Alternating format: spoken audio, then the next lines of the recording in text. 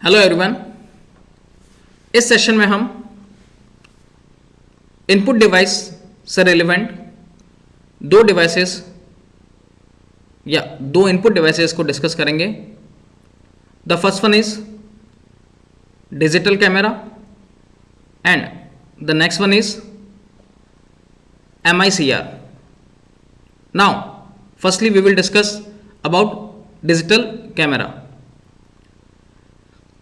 Digital camera एक ऐसी mobile input device है। इन अदर वर्ड्स अगर हम कहें तो एक ऐसी पोर्टेबल इनपुट डिवाइस है जिसके थ्रू हम डिफरेंट टाइप्स ऑफ इमेजेस को उसमें कैप्चर कर सकते हैं और कैप्चर करके उसे उसकी स्क्रीन के ऊपर देख भी सकते हैं। वैसे हम सभी जने डिजिटल कैमरा से फैमिलियर हैं और जैसे कि हम लोग हमारे मोबाइल में कैमरे के through different types of images को कैप्चर करते हैं और मोबाइल की जो स्क्रीन होती है उसके थ्रू हम उसे देख भी सकते हैं। सेम इसी प्रकार की जो वे ऑफ वर्किंग होती है वो डिजिटल कैमरा की होती है। डिजिटल कैमरा एक ऐसा पोर्टेबल डिवाइस है जो डिफरेंट टाइप्स ऑफ इमेजेस को कैप्चर करता है और कैप्चर करने के बाद में हम उस इमेजेस को उसकी स्क्रीन के ऊपर विजुअल भी कर सकते हैं या देख भी सकते हैं। ये कैमरा डायरेक्टली उसमें जो स्टोर्ड फोटोज हैं उनको हम केबल के थ्रू या USB पेन ड्राइव के थ्रू सिस्टम में स्टोर कर सकते हैं। डिजिटल कैमरा कई सारे डिफरेंट टाइप्स ऑफ वेरिएंट्स में मार्केट में अवेलेबल है। उनकी कॉस्ट बहुत हाई होती है एज कंपेयर अगर देखा जाए। It's depend on the megapixel. जितने ज़्यादा मेगापिक्सल्स का रिजोल्यूशन का आप डिजिटल कैमरा यूज़ में लेंगे या यूज़ करेंगे उतना ही महंगा वो डिजिटल कैमरा होगा, क्योंकि उनके इमेज को कैप्चर करने की जो कैपेसिटीज़ होती हैं it's depend on the megapixels और उसके रिजोल्यूशन के ऊपर डिपेंड करता है कि आप किस टाइप का डिजिटल कैमरा के थ्रू किस टाइप की इमेज को कैप्चर करना चाहते हैं। बेसिकली नाउअडेज आजकल डिजिटल कैमरा जो हैं वो कॉस्ट वाइज थोड़े सस्ते हो गए हैं। अभी अगर बात करें तो 10, 11, 12 हज़ार में डिजिटल कैमरे की जो रेंज है वो स्टार्ट हो जाती है, जो कि थोड़ा स्टैंडर्ड फ़ोटोज़ को कैप्चर करने के लिए यूज़ में ली जाती है। और वैसे प्रोफेशनली ये डिजिटल कैमरा जो हैं, जो मूवी शूटिंग्स वाले होते हैं शादियों में, वो लोग इमेजेस को कैप्चर करने के लिए इसको यूज़ में लेते हैं। बट उनके थ्रू जो इमेजेस कैप्चर की गई होती हैं वो बहुत ही हाई रिजोल्यूशन में होती है, इसीलिए उनके पास में जो डिजिटल कैमरा होते हैं वो कॉस्ट वाइज बहुत ही कॉस्टली होते हैं और इन्हीं इमेजेस को स्टोर करके हम सिस्टम में इजीली यूज़ में ले सकते हैं। अब अगर नेक्स्ट बात करें MICR। MICR stands for magnetic ink character reader.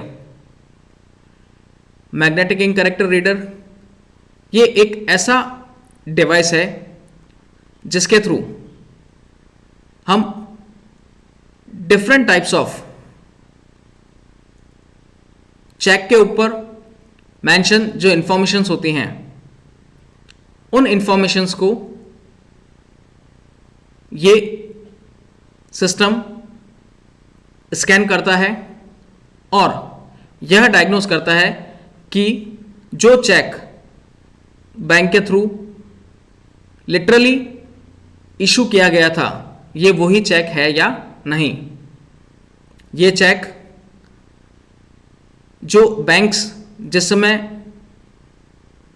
बनाती हैं या जिस समय प्रिंट होता है, एट दैट टाइम इस चेक के ऊपर प्रिंट होने वाली जो इन्फॉर्मेशन होती है वो इन्फॉर्मेशन एक स्पेशल मैग्नेटिक इंक को यूज में लेकर प्रिंट की जाती हैं।